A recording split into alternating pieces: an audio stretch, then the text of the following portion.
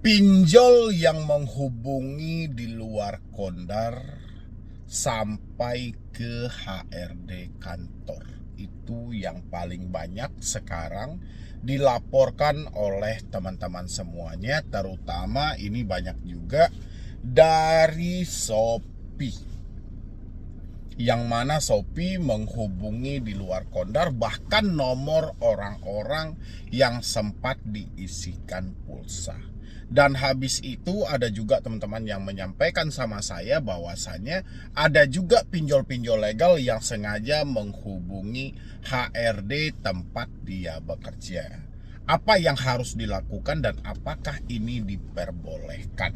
Nah, kebetulan teman-teman semuanya, biar saya terangkan sama Anda, biar Anda paham juga apa yang harus dilakukan buat ke depannya, supaya Anda tidak terhanyut dalam ancaman dan kata-kata yang dibentuk nanti, ataupun Anda misalnya diadu domba dengan HRD atau orang sekitar. Mungkin sebelumnya saya memperkenalkan lagi sama teman-teman semua, atau mengingatkan lagi sama teman-teman semuanya tentang pentingnya kita memahami soal POJK terbaru 2023 lalu, yang mana ada POJK nomor 22 ya. Di sana sebenarnya telah diatur tentang etika hingga waktu penagihan kredit. Jadi teman-teman tolong simain ini baik-baik. Jangan nanti bertanya-bertanya lagi, Bang ini gimana, Bang ini gimana. Saya paham dengan kepanikan Anda, tapi di sisi lain Anda juga harus paham apa yang harus kita lakukan di tengah situasi yang seperti ini ya.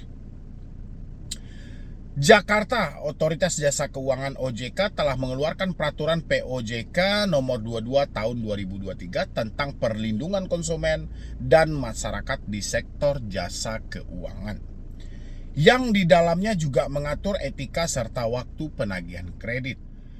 Selain untuk melindungi konsumen, POJK tersebut dibuat guna mendorong perilaku pelaku usaha jasa keuangan agar menjadi entitas usaha yang sehat serta bisnis dan menerapkan perilaku pelaku yang baik dalam menjalankan kegiatan usaha.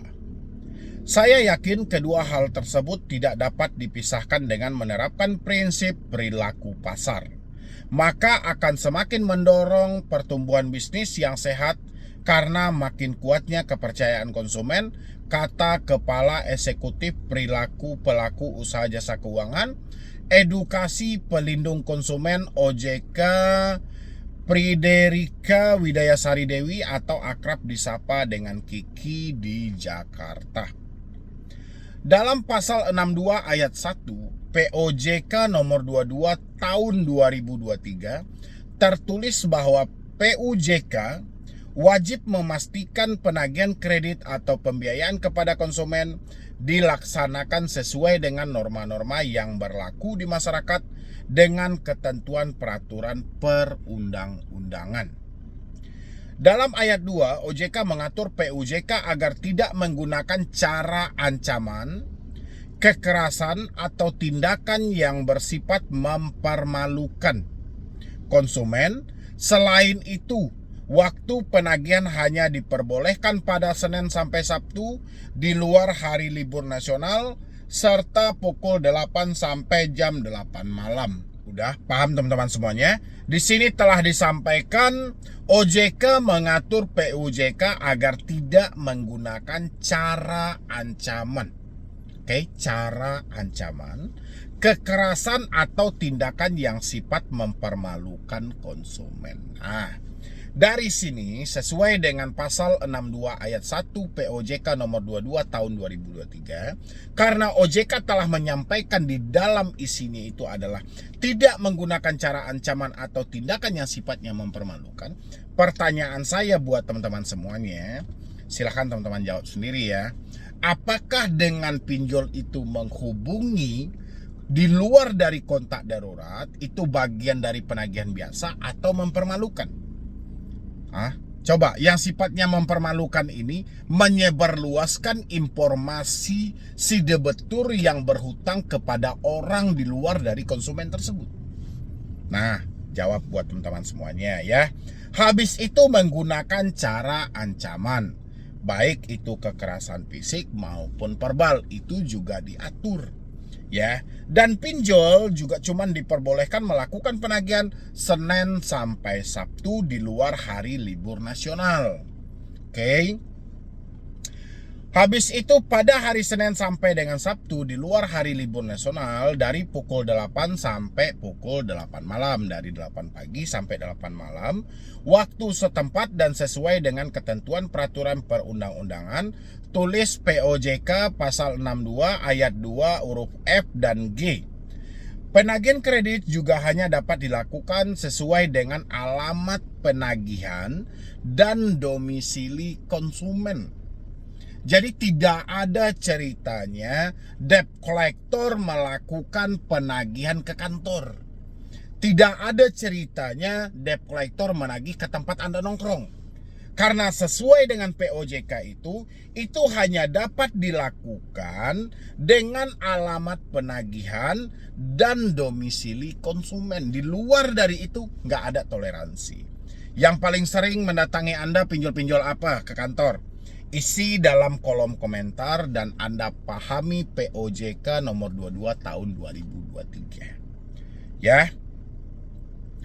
Untuk penagihan di luar dari tempat atau waktu yang ditentukan hanya dapat dilakukan atas dasar persetujuan perjanjian bersama konsumen terlebih dahulu. Boleh. Si debt collector ini pengen datang ke kantor Anda, boleh, tapi harus meminta persetujuan dari diri Anda selaku konsumen. Kalau Anda tidak menyetujui, mereka tidak bisa semena-mena langsung ke kantor Anda menemui Anda. Ya, itu yang harus dipahami dari teman-teman semuanya. Jangan ada lagi, Bang, ini pinjol ngubungi HRD, ini pinjol ngubungi nomor yang saya isi pulsa, ini pinjol datang ke kantor saya, ini pinjol nelpon ke kantor saya. Semua itu tidak boleh. Udah. Apa yang tidak membolehkan? Apakah debeturnya? Tidak. Ini aturan OJK. Bagaimana kalau ada debt collector yang melanggar hal-hal seperti itu? Makanya penting untuk direkam dan didokumentasikan. Pertanyakan mereka dari mana, apakah mereka sudah tahu dengan aturan-aturan kredit, penagihan kredit terbaru. Itu yang penting untuk dipertanyakan. Jangan hanya dinikmati dan berdiam diri dengan konsep ketakutan yang Anda alami hari ini. Ya. Habis itu lagi, lebih lanjut, apabila POJK melanggar ketentuan yang tercantum dalam aturan tersebut, maka dapat dikenakan sanksi administratif berupa peringatan tertulis sampai pencabutan izin.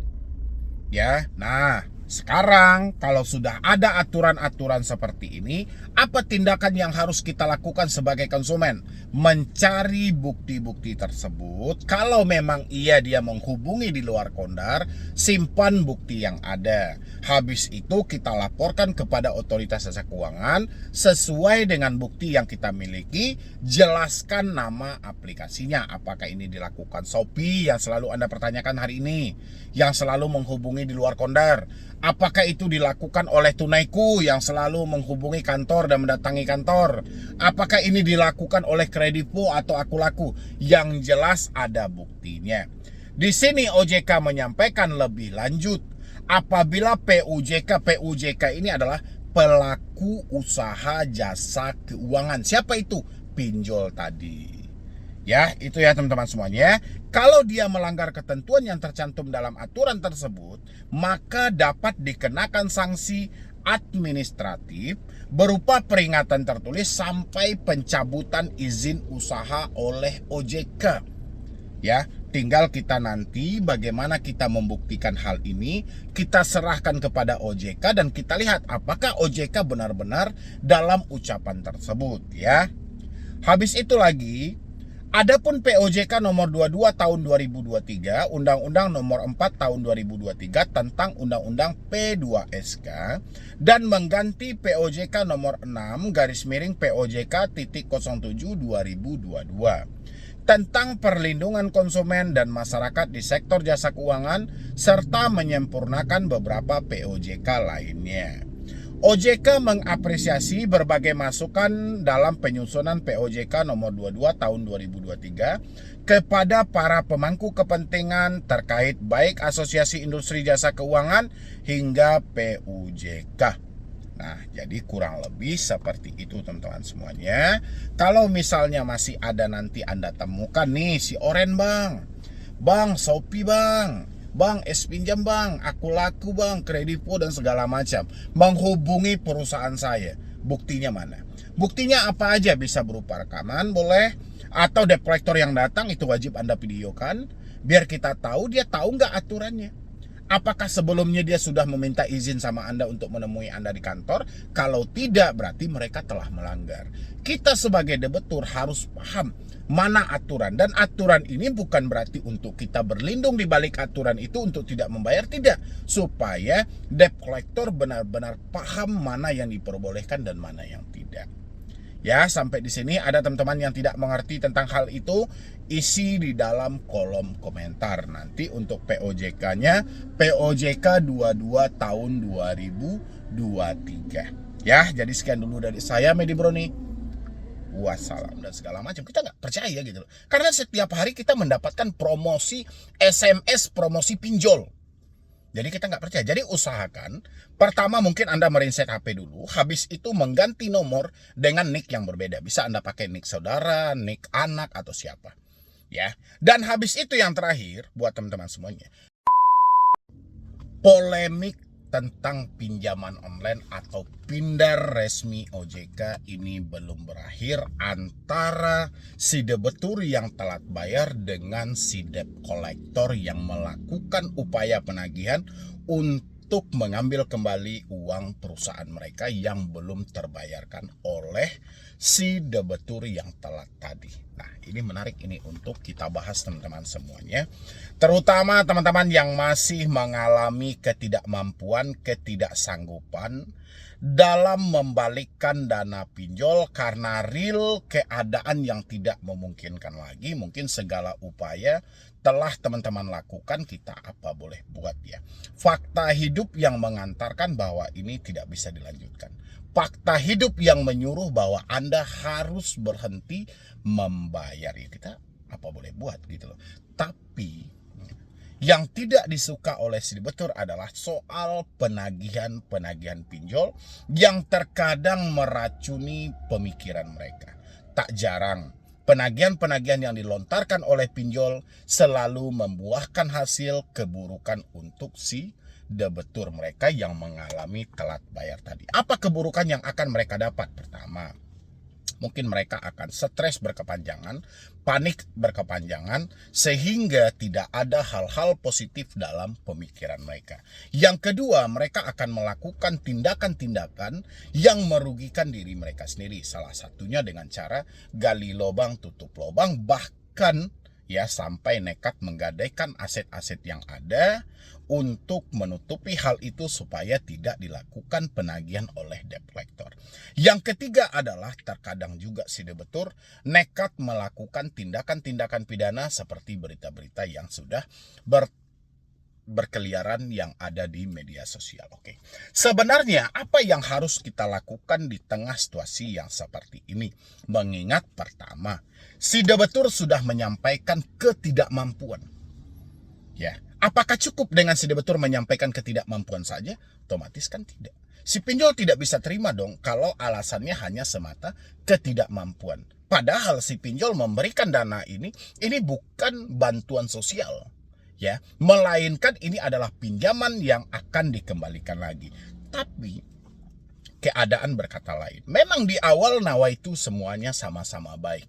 Baik si debitur maupun si kreditur. Si kreditur memberikan pinjaman dana untuk keuntungan. Si debitur meminjam dana tersebut untuk kebutuhan. Dua-duanya saling diuntungkan. Seiring waktu berjalan, keadaan tidak baik-baik saja. Sehingga untuk melanjutkan hal itu, debitur selalu dihadapkan dengan yang namanya debt kolektor yang melakukan penagihan via telepon, via WhatsApp, via email.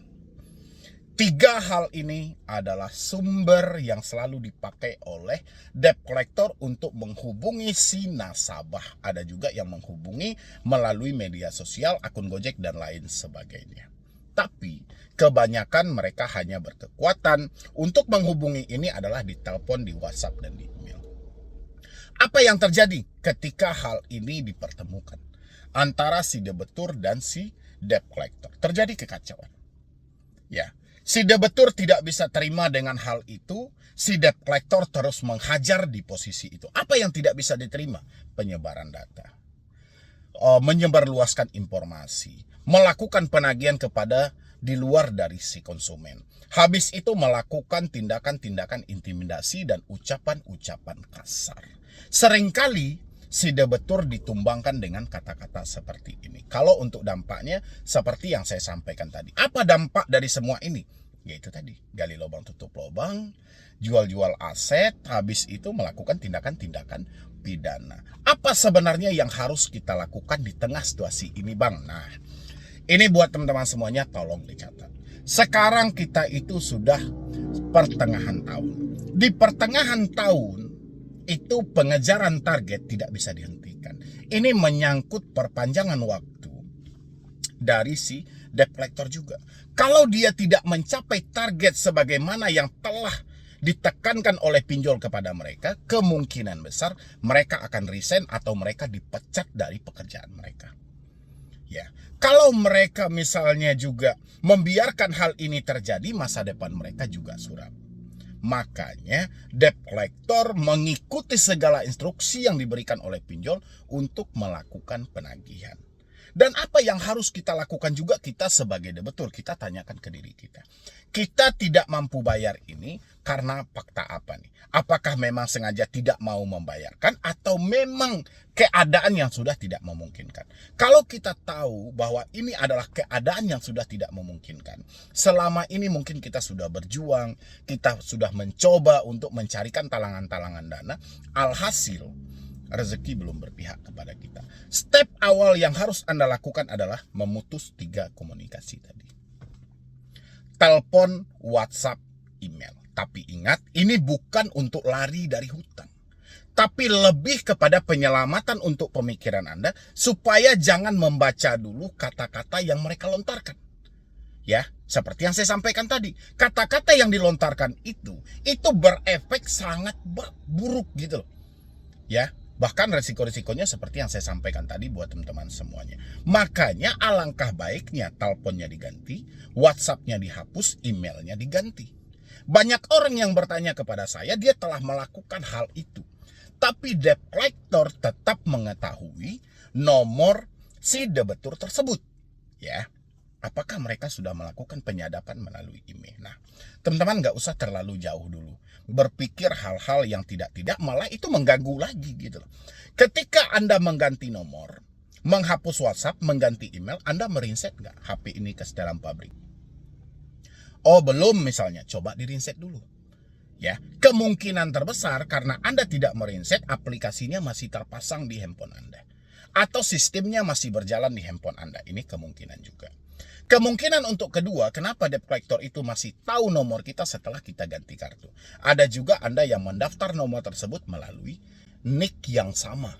Ya, karena kita tidak percaya dengan penyedia layanan manapun gitu, termasuk dari GSM dan segala macam. Kita nggak percaya gitu loh. Karena setiap hari kita mendapatkan promosi SMS, promosi pinjol.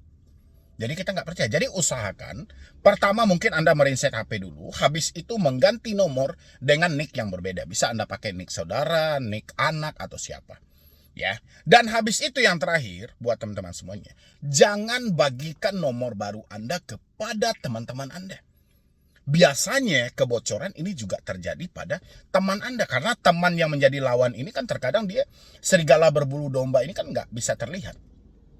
Di depan kita dia baik, di belakang kita ya dia malah membocorkan, karena dia juga sudah capek, dia sudah lelah juga setiap hari ditelepon debt collector, ya akhirnya dia ngasih nomor baru. Ini nomor barunya.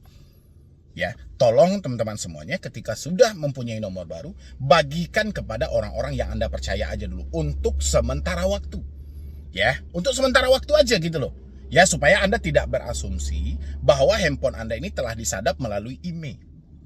Ya, kalau 3 hal ini sudah Anda ganti, sudah Anda lepaskan, Anda rasakan ketenangan yang ada di pemikiran Anda. Apakah kita tidak membayar lagi selamanya, Bang? Pertanyaan saya, kalau Anda bertanya seperti itu, apakah kita tidak membayar lagi selamanya? Saya juga mau bertanya sama Anda, apakah Anda tidak bekerja lagi setelah ini? Kalau Anda tidak bekerja lagi setelah ini, ya Anda mau bayarnya pakai apa gitu loh. Kan ini lebih kepada penenangan pemikiran kita. Pemikiran kita tenang, hati kita damai, kita pasti bisa melihat peluang-peluang yang menghasilkan cuan buat ke depan.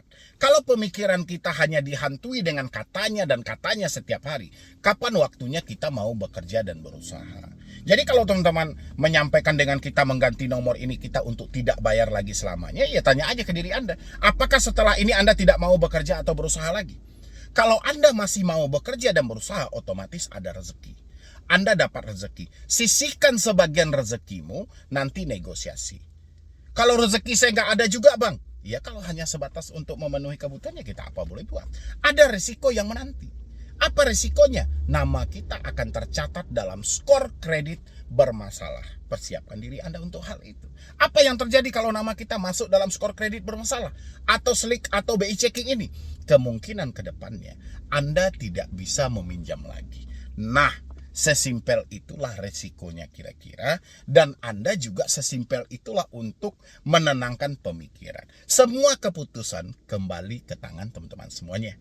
Ya, terkadang Anda masuk di sini, kalau hanya sebatas mendengar tidak mempraktekkan, Anda menjadi orang yang paling rugi. Pertama, Anda buang-buang kuota, kedua, Anda tidak mendapatkan manfaat apapun. Setelah Anda mendengar ini, alangkah baiknya dipraktekin dan dirasakan. Sambil seiring waktu Anda juga melihat peluang-peluang hebat buat di depannya untuk mengumpulkan uang ini. Ya, jadi jangan dinikmati ancaman DC, jangan selalu menyibukkan diri. Ini datang ke rumah nggak? Ini aman nggak? Ya, ini menyebarkan data nggak? Kalau ini yang mau kita bahas setiap hari, sampai kapanpun hidupmu akan hancur. Kenapa? Karena kamu hanya membuang-buang waktumu untuk satu hal yang tidak penting. Sehingga kamu lupa bahwa hidup ini perlu diperjuangkan. Sementara kamu tidak berjuang sama sekali. Kamu hanya berjuang menemukan kapan DC datang ke rumah, daerah mana mau dikunjungi, sebar data atau tidak, aman galbe atau tidak. Jadi kamu orang merugi dong. Setiap hari kerjamu hanya di rumah, keluar rumah takut, serba takut, akhirnya kamu memutus rezeki untuk dirimu sendiri. Makanya melangkahlah maju ke depan, praktekkanlah semua yang saya sampaikan. Mumpung ini kita sudah di pertengahan tahun, segala sesuatu akan makin buruk sampai akhir tahun nanti. Ya, karena yang saya sampaikan tadi, pengejaran target. Ya, debt collector juga butuh hidup dong. Kalau target tidak tercapai, mereka mau tak mau akan diberhentikan. Ngapain lagi pinjol membayar mereka kalau target tidak tercapai? Ngapain lagi pinjol buang-buang anggaran? Makanya berlomba-lombalah debt collector ini melakukan penagihan. Apapun caranya akan mereka lakukan. Kalau semua kata debt collector ini harus kita terjemahkan, ekonomi Anda akan lumpuh. Ya, Anda akan stres sendiri. Ingat, debt collector selalu briefing setiap hari. Dia selalu belajar bagaimana menaklukkan, bagaimana cara melakukan penagihan, apa yang paling ditakutkan, dan debt collector akan beranjak atau menginjak hal-hal itu untuk masuk ke dalam kehidupanmu. Makanya batasi ruang atau pintu masuk dari debt collector supaya dia tidak bisa mengelabui pemikiranmu seperti saat sekarang. Dengan cara ganti nomor, hapus WhatsApp, ganti email, reset HP ke setelan pabrik, fokus buat menata hidup buat ke depannya. Ya, jadi dari saya cuman itu aja dulu buat teman-teman semuanya. Terima kasih banyak Anda telah hadir di sini, mensupport selalu channel Solusi Utang MB. Nanti kalau masih ada pertanyaan, kita sudah ada komunitas Solusi Utang MB. Anda tinggal masuk di dalam komunitas, dan habis itu tulislah apa yang mau Anda tanyakan sama saya. Oke, jadi sekian dulu dari saya, Medi Browning. Wassalam.